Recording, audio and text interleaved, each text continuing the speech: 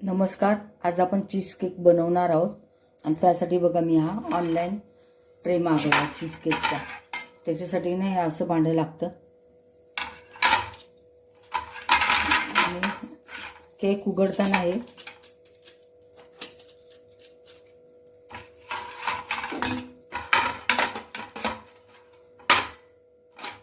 हे बघा असं उघडायचं.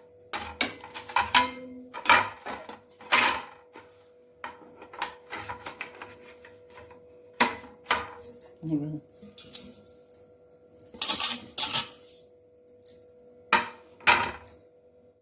हे बघा आता ना आपला गार्निशिंग करून झालेला आहे केक, चीज केक बघा किती छान दिसतो.